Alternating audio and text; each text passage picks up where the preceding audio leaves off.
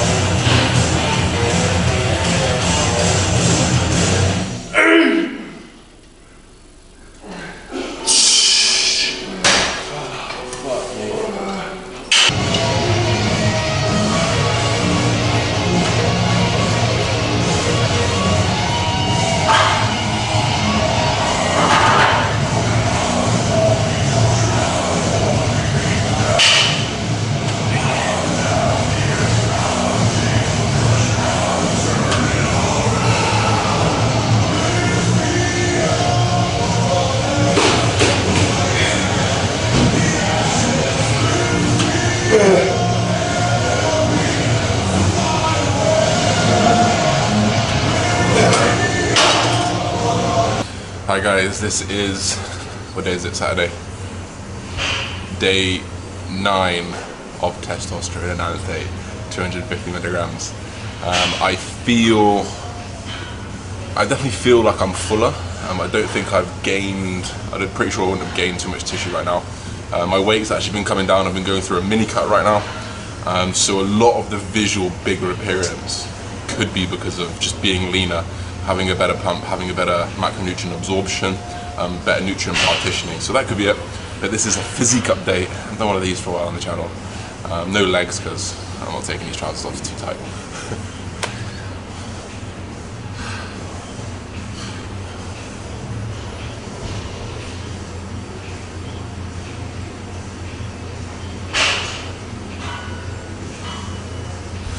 Still obviously not that lean yet.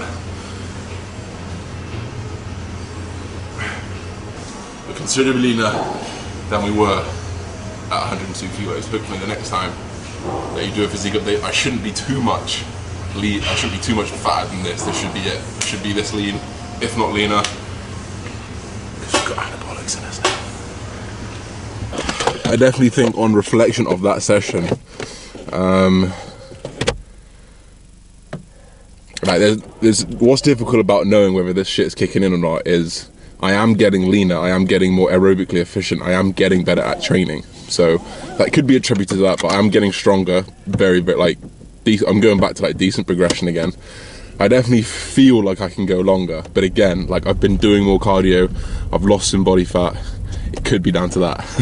So I've kind of started a few things at the same time, so I don't know what's going on. But I'll definitely say at this point, it's kind of, I'm definitely tippling over the edge into the abyss as my blood plasma builds up. And once it does peak, Callum said the physical gains will be incredible. So that's what I'm waiting on. One thing I wanted to touch on before I end this video or anything like that is actually injuries. And like a lot of training to failure gets flack for increased risk in injury, and that completely makes sense. However, here's why that's not the case. Is because when you're training to failure, when you're doing any of these exercises, you need to keep your form paramount. As soon as that form goes, that's when risk comes. And actually, it's sometimes in those final few reps that people are trying to beat their PBs. They're trying to get those extra few reps to get, you know, whatever. You know, when you get nitty gritty, you start growling, and you want to get those reps out.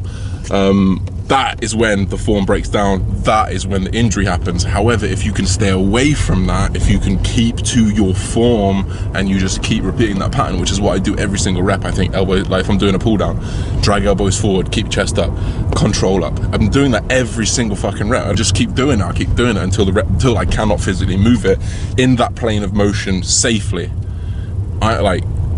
Injured bodybuilders are definitely not the best bodybuilders in the world. Stay injury free, train smart, be mechanically sound, and then don't worry about training to failure, because if you're mechanically sound, not a lot is going to go wrong, and if it does, it's probably going to go wrong regardless of your form. So just keep on top of it. That's what I want to say. And then we have the session done, feeling groovy right now, feeling beat, which is nice. It's a nice feeling. I'm having my post-workout meal right now. Post-workout meal at the moment is 200 grams of sweet potato, 100 grams of chicken, and 2 bagels with 30 grams of jam on each, so 60 grams of jam. Works out about 175 carb.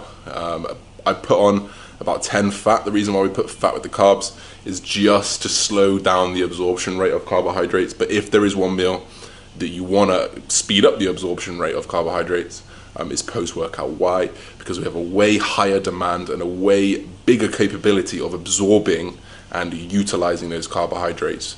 The reason is we stimulate something called GLUT4, which is an insulin responsive glucose transmitter.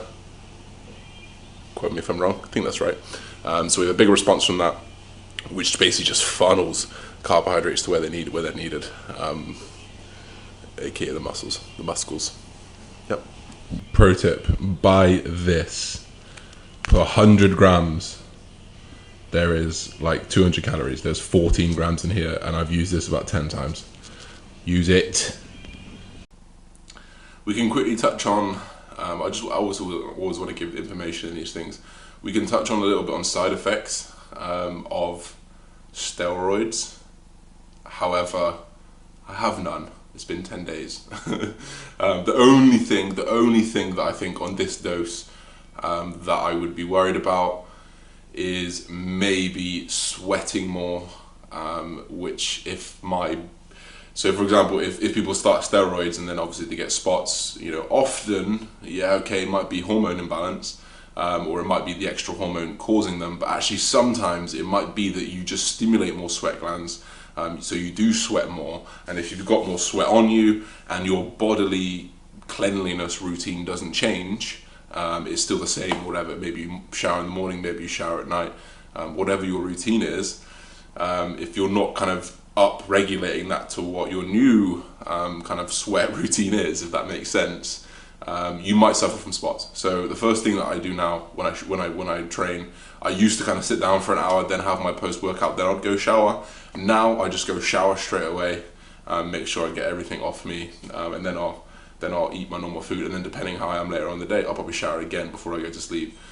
So I can end up having 3 showers a day sometimes. Don't really see the problem in that. We're just keeping clean, guys. We don't want no spots. Hope you guys enjoyed this video. We're back training with a training video. It's been a while since a training video. Hope you guys are well. See you soon. Peace, everybody.